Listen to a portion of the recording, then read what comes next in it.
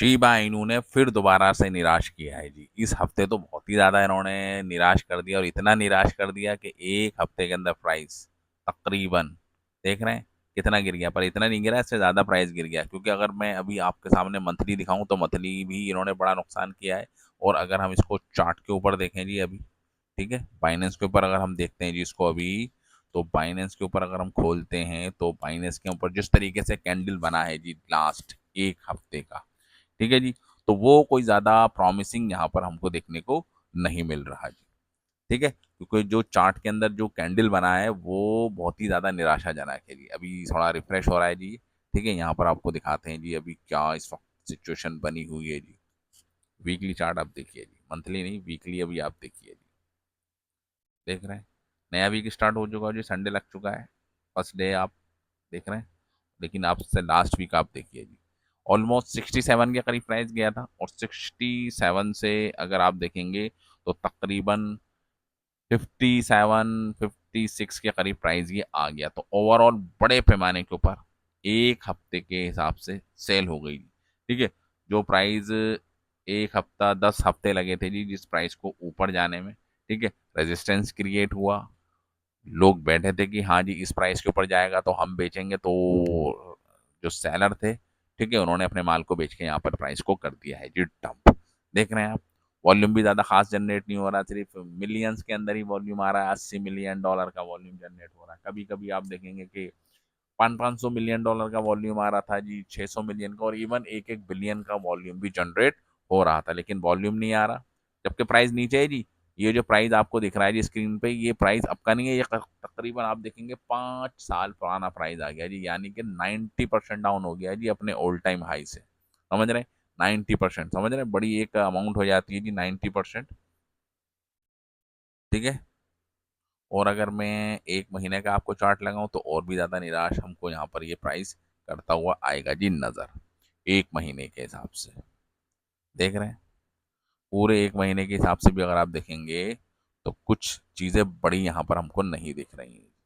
देख रहे हैं, बिल्कुल डाउन पे डाउन, डाउन पे डाउन, ये आप देखिए जी कहाँ था जी प्राइस और कहाँ ये आ गया है जी एक महीने का। आप देख रहे हैं, बिल्कुल इनिशियल फेज जब बाइनेंस के ऊपर लिस्ट होने वाला था जी, वजीरस के ऊपर लिस्ट हुआ था, तो कई सारी चीज़ें हो गई थी। ठीक है, प्राइस ऐसे ही नहीं डाउन हो गया जी इनका।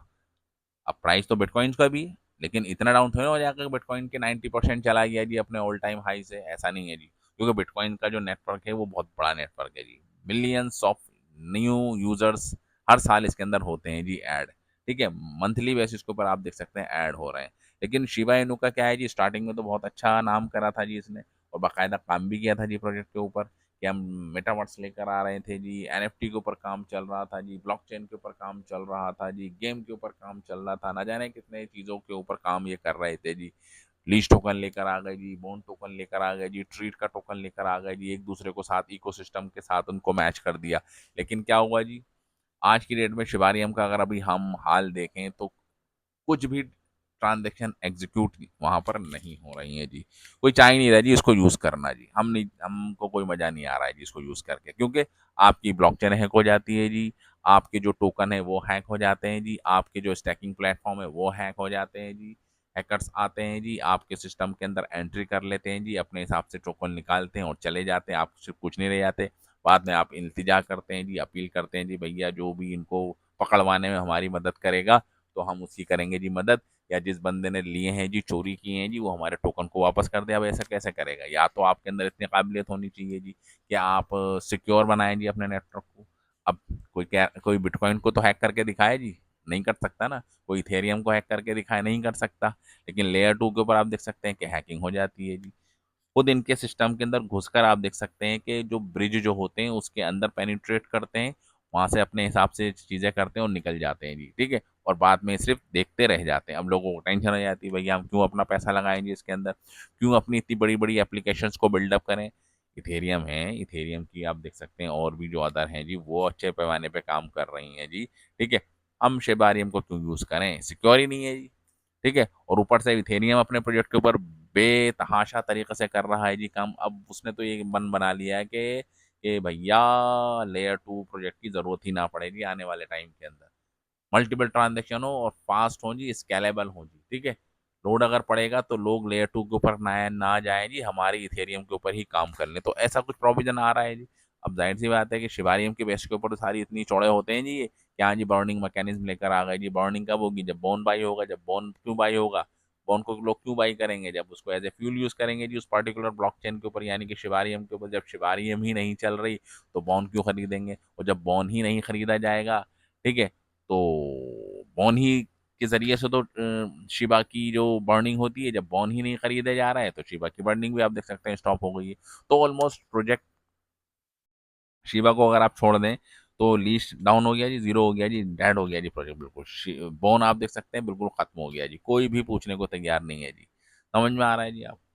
तो भैया कहने का मकसद यही है, बहुत नीचे प्राइस है जी, और यहाँ से शायद ही नीचे जाए, लेकिन यहाँ से ऊपर जाए इसकी कोई गारंटी नहीं है जी। 10% बढ़ जाए, 20% बढ़ जाए, यहाँ से प्राइस अगर दुगना भी हो जाए ना तो बहुत बड़ी बात हो जाएगी जी।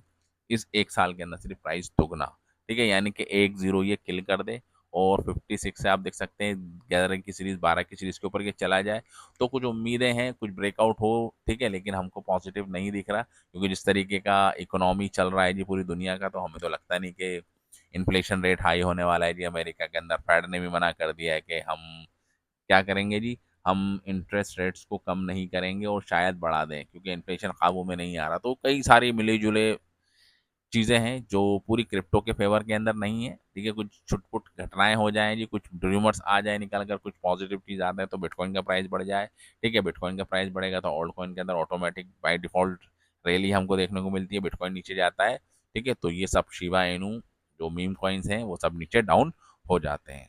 तो रिस्की बना हुआ है जी अभी प्रोजेक्ट, ठीक है। तो जिसके पास है माल वो तो लेके बैठा है, लेकिन जो पुराने बंदे थे जिन्होंने बहुत भर भर के बाई करा था स्टार्टिंग के अंदर, तो वो तो भैया बेच के निकल रहे हैं। नए यूजर आ नहीं रहे हैं जी, 15 लाख की यूजर हैं, और 15 लाख से 16 लाख नहीं क्रॉस कर पा रहा है जी। 2 से 3 साल हो गए, लेकिन ये अपने 16 लाख 17 लाख के मार्क को नहीं पहुंच पा रहा है। तो